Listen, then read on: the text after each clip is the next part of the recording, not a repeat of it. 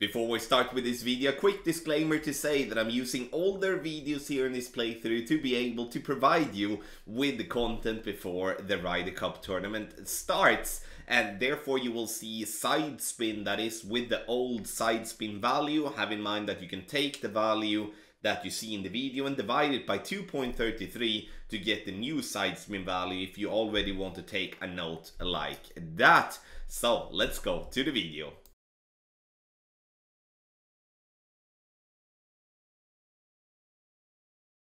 For hole number 1, I'm going to give you two options. One where we do have a headwind or crosswind, and one when we do have a headwind for the drive. First, we start with tailwind here. We go with max topspin, which is 6 bars, and then as much side spin to the right possible. You can see that I'm leaving the 4th ring by the rough line, and then I'm going to be at plus 8 yard mark, which would be maximum distance with an extra mile level 8, but with an apocalypse level 5 as has more yardage, then I back up to plus 8. Adjustment is going to be maximum distance plus 20, and then I'm gonna go with full curl to the right.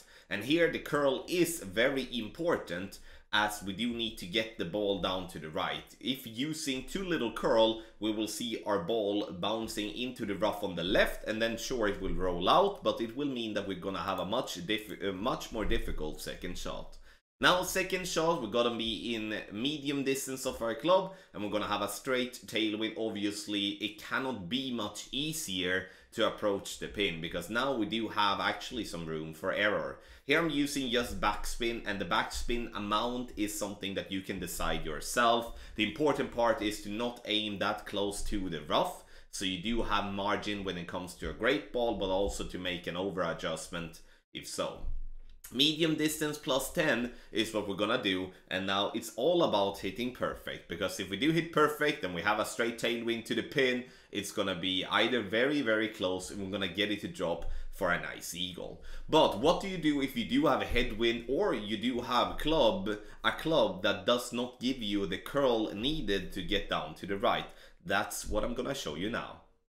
So if having headwind for the drive, or not just having the club to get down there to the right, we're gonna lay up straight forward and go for a rough bump from distance. Gonna be a much more difficult way to drop than going down to the right, but I'm gonna give you that as an example, as once again we cannot rely that everyone has the same club to be able to get down to the right. 4.5 bar topspin, I'm putting myself in maximum distance. The thing that I'm gonna do here is that I'm going to adjust for a maximum distance plus 20. So I do adjust for a maximum distance plus 20, and then it's time to go with a little bit of overpower, just to make sure that we do get distance enough and don't have to struggle with being in between clubs for the second shot. Perfect ball. And now we are looking to get the ball just straight down the fairway. It's a very simple drive, as you can see. We are nowhere near any type of obstacle, and now we're looking for the yardage, which is 340 yards. Now, second shot, we are playing with the Goliath. We are very close to maximum distance, and we are going to play maximum distance. Use as much side spin to the right possible, in my opinion. Sure, you can remove a little bit if you feel comfortable with your setup here. The most important part, though, is to make sure that you're aiming at the rough in a position where you don't are that super duper close to the bunker to the right, and also obviously not aiming very close to the fairway. Adjustment, maximum distance plus 40, and when you do have headwind, add spin, so the ball guideline just goes slightly through the hole. If you do have a tailwind, you need to leave the ball guideline slightly short of the hole, and crosswind you aim to the hole, and that is very important to get the speed correct. We bounce into the rough, and you see that it does roll. We get into the right side of the cup, make a nice eagle from left. Once again, getting to drop it from the left is going to be much harder than it's going to be from the right. So have that in mind, that if you can go down to the right, if it's so with a power slice or something like that, then that will be the better option. But I want to give you both so you can decide which way you feel most comfortable with.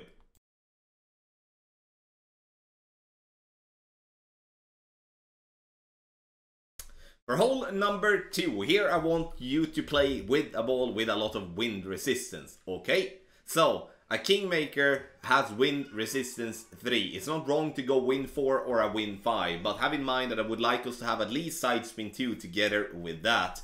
Red ring by the rough line, and we're gonna adjust maximum distance plus 25, and you can see that I'm using all left spin possible here. And the thing is though, this is a very elevated hole. You can see how far downhill we're gonna play here, and you will also notice that I'm going to miss my shot to the right of the pin, which could actually tell us here that we maybe need a little bit more in terms of our adjustment, or that we just need to move our position more to the left. So we can do one or two things. I would rather move our position more left, as we already are offsetting, and then that's gonna be easier to keep the max plus 25. But this is a difficult hole to get consistently an hole-in-one on, and the reason for that is, first and foremost, there is no real rough bump for us to play, and then when we're gonna bounce, we're gonna have our first bounce on the fairway. Second bounce is gonna be so long that a lot of things is gonna happen along the way there, and therefore it's gonna be a very difficult hole to get an hole-in-one. Here on hole number 2,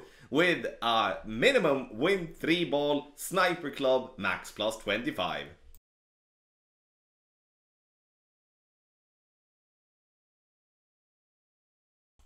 For hole number 3, we're gonna go over on the right hand side, and the reason we're gonna go on the right hand side is due to that it's gonna be a much better chance for an albatross by going there. If we do have tailwind, we can go directly over to the fairway island on the right. If we do not have tailwind and have a headwind instead, we are going to have to bounce on the island that is, you know, further back down. Let's see where you have my bottom of the white ring there, and then we're gonna have to go with curl. Like a quarterback in a situation like that would be absolutely perfect. But now when we do have tailwind, as already explained, we're gonna go over using max left spin, and also some backspin there to get the ball to stop in time. And in the end, we are going to look for the ball to get down, or like to get as far up as possible, and using half a ball of curl to the left. Have in mind though, I play with a power 1 ball. I would strongly advise you to play with a power 3 ball. Titan or a Kingmaker, doesn't matter. It's one of the 2 balls, because the thing that's gonna happen there, here now, is that we are going to, first and foremost with the drive, struggle in crosswind, and also in headwind we're going to have to push up and maybe go with overpower depending on how we do want to position ourselves for the drive. But the second shot as well, like you see how far away we are from the pin, and that is also with a sniper 11-9. So make sure you do have the ball, the correct ball, to give yourself the distance, so you don't have to push up or go with topspin for the second shot, because going with any of those 2 will bring less consistency to how the rest of this is going to be for the albatross here. I'm not expecting this one to drop all the time, but in the end we at least could give ourselves some better a better opportunity in terms of how we set up our shot. Maximum distance plus 10 for the drive, maximum distance with no elevation for the second shot for hole number 3.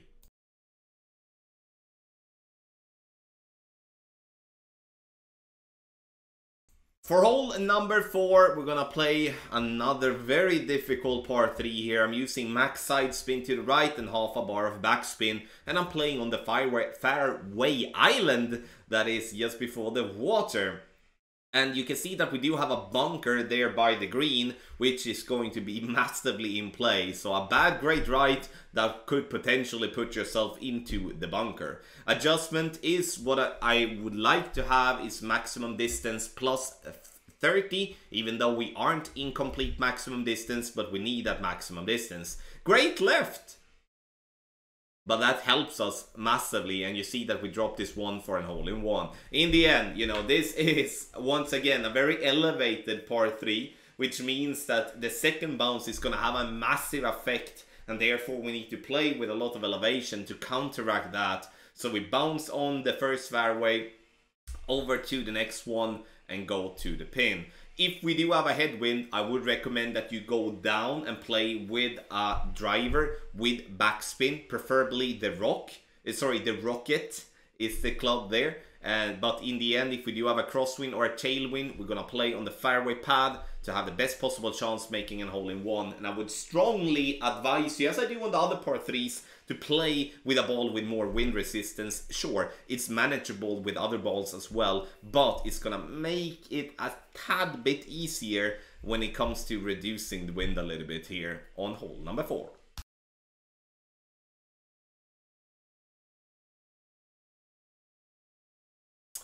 For hole number 5, we're going to play one of the tougher par 5s to make an albatross on that there is in the whole game. And here, with whatever type of wind you're going to have, you're going to use max topspin and as much side spin to the left possible. The reason I want us to have left spin here is because I do want to really stay away from the rough on the right.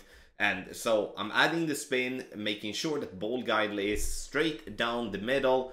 And then I'm adding also a little bit of curl to the left if I do have a straight tailwind. If I do have a wind coming right to left, I'm not adding any curl whatsoever. Maximum distance with no elevation, and we're looking for the ball to get as far down the fairway possible without obviously going into the rough. 389 yards is a good yardage, but the yardage isn't really, that important here because we're not going to go for the pin. We could go for the pin, but we need to play very, very, very close to the rough line on the left, and that will be getting us more birdies than it will be getting albatross. So that's like a no-go for me. I'm just playing for this ball to lay up as close to the green possible and having a simple wedge for the eagle. This is going to be one of those holes that should require a lot of time to get dialed in with a very, very tough approach shot. So when it comes to playing in a smaller tournament like the Ryder Cup Tournament, I do really believe that we should just play this one for an eagle. Max left spin, max top spin, make sure you use the wood club with the most power. Could have gone with a little bit more curl, curl to the left as well, but it's better to be safe on the fairway than being into the rough on the left. From there, we're going to have a simple wedge, and the wedge is something that I'm going to show you still.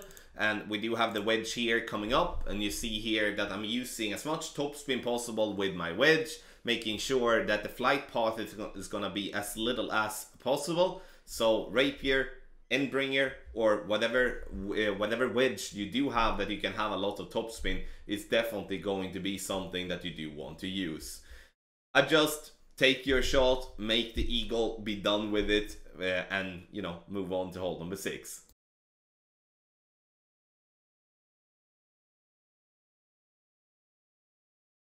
For hole number 6, we're gonna go over to the right hand side. Yes, we're gonna take the shortcut, as I do believe that we will have a club that have at least 3/4 of a ball or in curl when it comes to making the drive over to the right. 6 bars of topspin if we do have tailwind. If we do have a crosswind or a headwind, we could go up to as much as 7 and 8.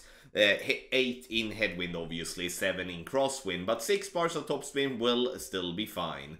Maximum distance plus 20, I do push up in the end 1 ring with my extra mile level 8. I'm going with full curl with extra mile level 8, which is 3/4 of the ball outside the adjustment ring to the right. And you can see that we're taking the shortcut nicely over to the fairway, and we'll end up around 388 yards.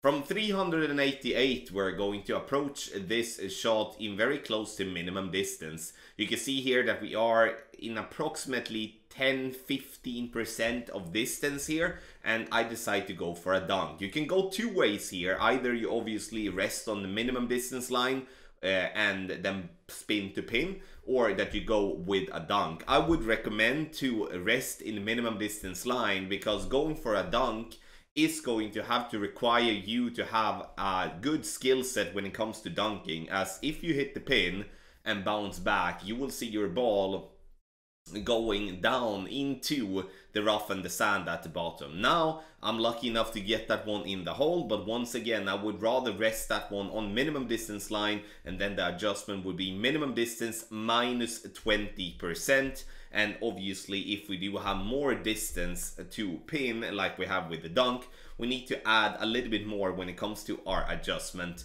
But in the end though, this is a super good chance, and I do believe this is the absolute best chance of the White Cliffs overall to get something to drop.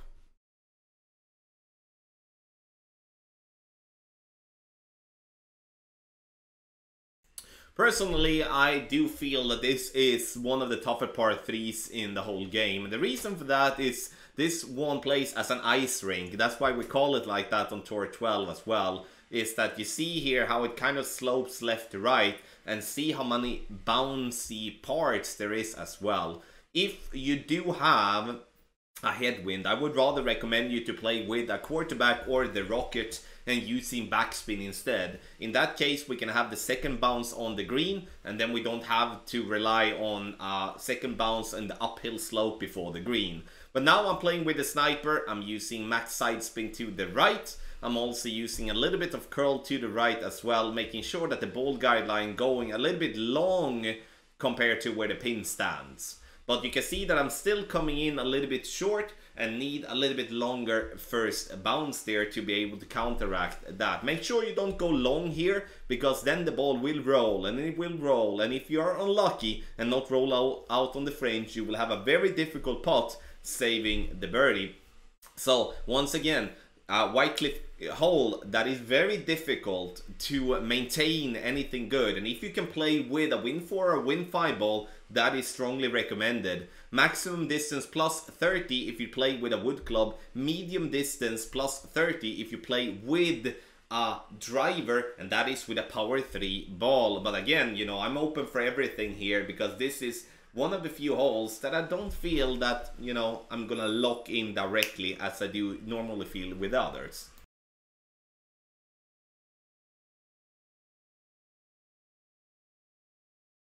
For hole number 8, we're gonna come to a very easy par 4 when it comes to making the birdie, but a very tough par 4 to make an eagle on, and I'm gonna explain why in just a bit. Here, when I do have tailwind, I will go and play with a marlin, because you don't really need anything else here.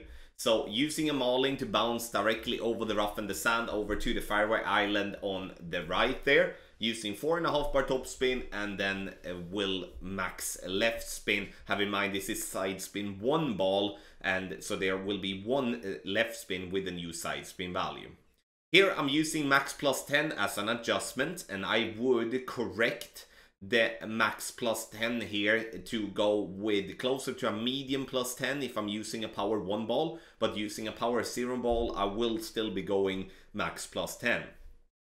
311 yards, this will leave ourselves up with a sniper towards the pin, and now it comes to the tricky part with this hole. Like, we have no obstacles here, so missing the birdie here is gonna be harder than what it's gonna be to get it. So in the end, I'm using backspin. I like to aim higher up where the second bounce is going to be on the green, not on the fringe, which is very common to do. But bouncing in an uphill position like we're doing here now, it's going to give us 2 things really, and that is all wind dependent. If we do have any form of tailwind, we're going to adjust from a higher to a lower point, which means that our first bounce is going to be further back.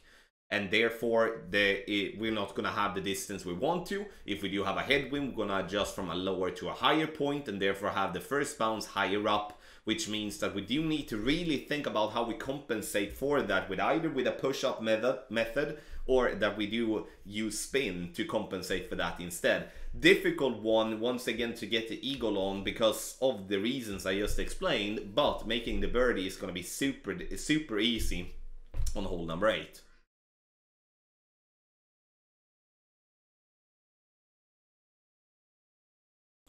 For hole number 9, we're gonna go over on the right hand side. Sure, it's very intriguing to go to the left, and we're gonna explain what we need to have if we're gonna go on the left hand side. Here I'm using 4.5 bar backspin and then max side spin to the right. The thing that I would like us to do here is to remove a little bit of backspin. We don't need to have all the 4.5 bars. It would be enough with 3.5. But the reason I'm using as much side spin, backspin possible here is because I do not want to go long. If I'm going long into the rough or into the sand, I have no chance whatsoever to reach for the green in 2. Even though I have tailwind for the second shot, I will not be able to reach from the rough and the sand, which sucks obviously. Maximum distance plus 20 using a Titan or a Kingmaker as minimum. Those of you being able to play with a power 4 or a power 5 ball, you can do so and you will have a much more fun and easier time on hole number 9.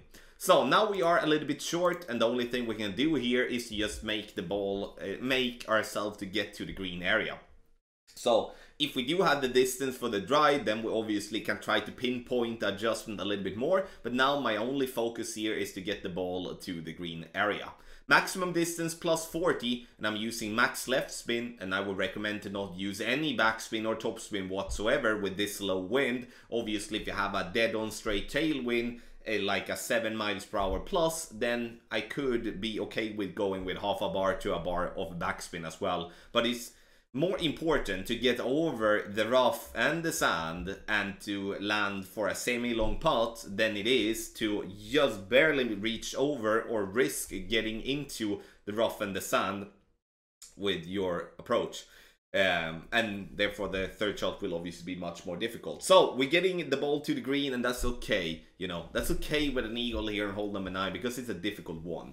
I mentioned in the beginning of when I'm talked about hole 9, we can go left side. If we go left side, we do need to have at least 6 bars topspin in my opinion. 4.5 bar topspin won't get us as far down as we want to, and we do want to get as far down possible to be able to reach for the rough bump.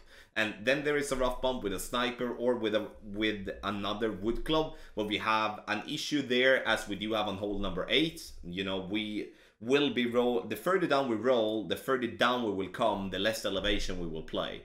So the further up we are, the more elevation we need to play for the second shot, which makes the left side approach being very difficult as well. So hole number 9, we will be having an opportunity for an albatross here, but it's going to be very, very difficult to get it.